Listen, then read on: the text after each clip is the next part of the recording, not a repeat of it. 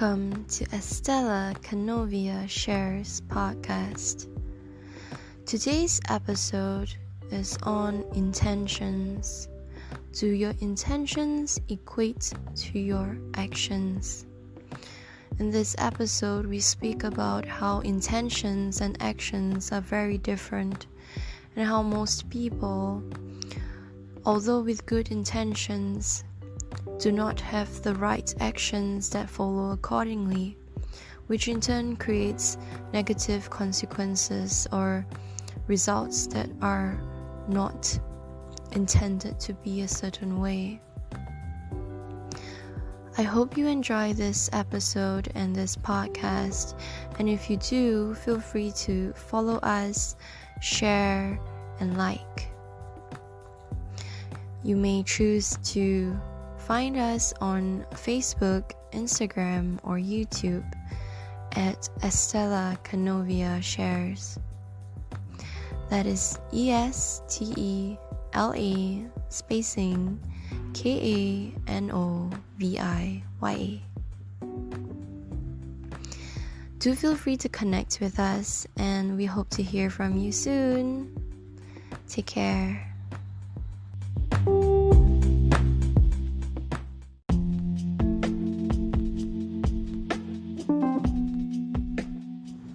Intention does not equate to love. Intention is what we intend. Most parents, most people have the intention for the best of others. Usually, we are outside focused rather than inward focused. And when we are outside focused, we think, I just want the best for this person. I want to care for this person. I want to love this person. However, most of us have been conditioned in a way that seems like we might love that person or we might care for that person, but our actions does not equate to our intentions. Hence why most of us operate from a space of fear rather than love. So let me give you examples of my life. I used to think that I loved my sisters, my younger sisters. That's why I smothered them, I cared for them in a way that does not feel like love to them. So I would constantly ask them, where are they going? What are they doing? Kind of like a helicopter parent, because my parents were never really around. So I was always tasked with the responsibility to take care of them. Hence, everything that they did in my eyes was wrong. Everything that was childlike, like climbing the trees or suddenly going into dangerous positions, like running off to the road, and even like kids, they would argue in classes or not pay attention in classes and get into trouble. Especially my second sister, she loves to get into trouble. And me being the elder sis, who is about 2 years older, always thought that I had to grow up quickly to be able to care for my sisters and parent them, because my parents were never really around since both of them worked. However, this did not give me the opportunity to become friends and siblings with my own siblings. So our relationship now is a little bit skewed. However, it's going towards the direction of friendship as well. And I'm learning to let go of my expectations and the way I care for them. Because ultimately, if I care for them in the way that I want to be cared for, which is kind of like being a helicopter parent, they wouldn't feel comfortable with it, because my parents were never that way. My parents gave us a lot of freedom. They let us do whatever we wanted. So for me to do that with them, they felt like I was in no position to do it with them, because even our own parents didn't do that with us. So they couldn't see me as a friend or as someone safe enough that they can open up to. So my intention was the best for them. My intention was that I loved them. That's why I was correcting them. That's why I was reprimanding them. That's why I was telling them they can't do this, can't do that. That's why I was always constantly overlooking them and trying to tell them what's good, what's bad, what's right, what's wrong.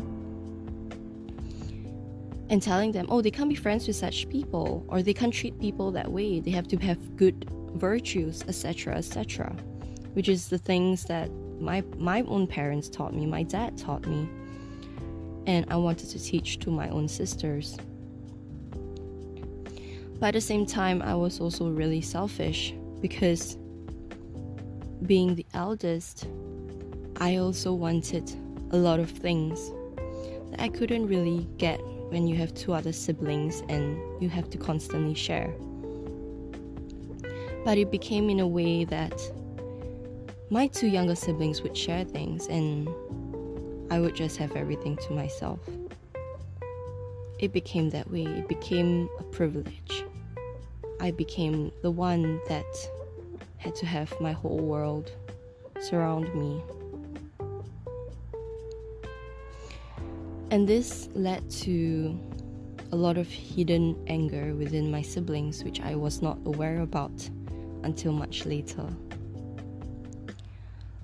Hence why this is an example of why, even though my intention was to love them, was to give them my affection, was to handhold them and nurture them, it kind of blew back into my face. And instead, they despise me. They despise the ways I have treated them. They despise that I was a parent and I wasn't a friend. Though I believe that they do love me deep in their hearts, they are unable to show it now because they don't feel safe. They don't feel loved. The sense of worthiness does not come from within. It comes from outside of them. Just like many of us, our sense of love and worthiness comes from outside of us. It comes from validation of others. It comes from acknowledgement of the parents. It comes from external successes like money, fame, and possessions. But even these things will never be enough to fill us. Even with the acknowledgement and praise of our parents will never be enough to fill us, because there will always be a part of us that feels like we are never enough or that we are lacking. It may temporarily stop when we have what we need or want, but it will never permanently stop.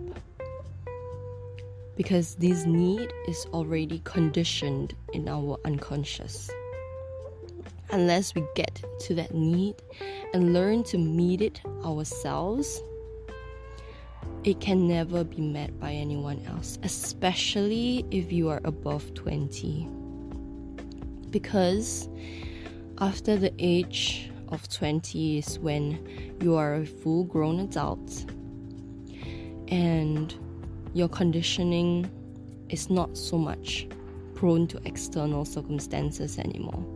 Your conditioning only comes from the age of 0 to 20.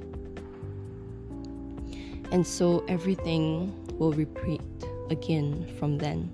So if you grew up with low self-esteem, even as you grow older, no matter what happens, you will still have low self-esteem. You will still be affected by what people say.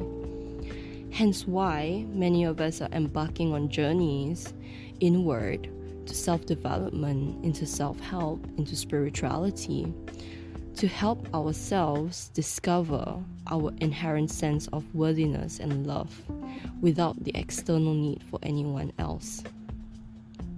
By discovering our strengths, our weaknesses, by knowing ourselves more, understanding ourselves more, as well as learning to become and to be with ourselves, we start to realize what else more we are capable of and what else more we didn't know.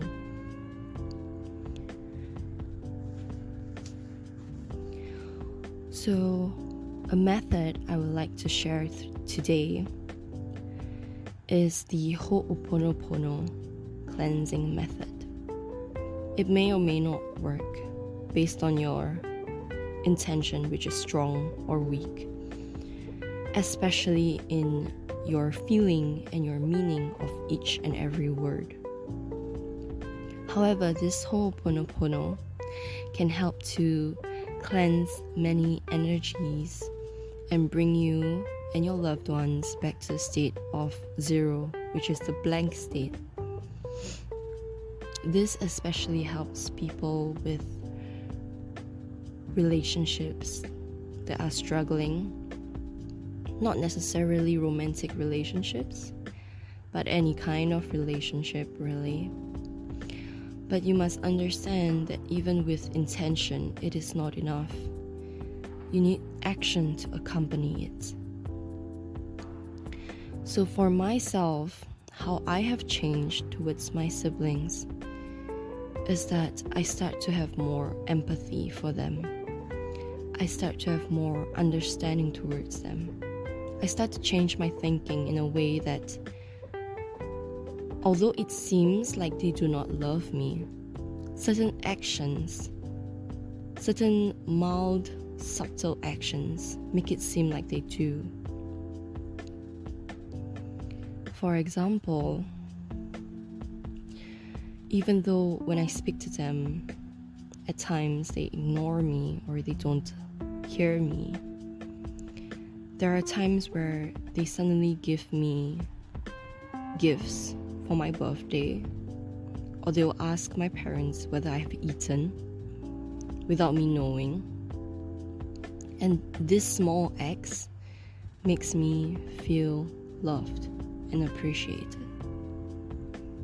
And there are times when they are upset, and instead of pushing them away like they always do with me, I instead open up my heart and I go towards them and I tell them, if you need a listening ear, I am here for you.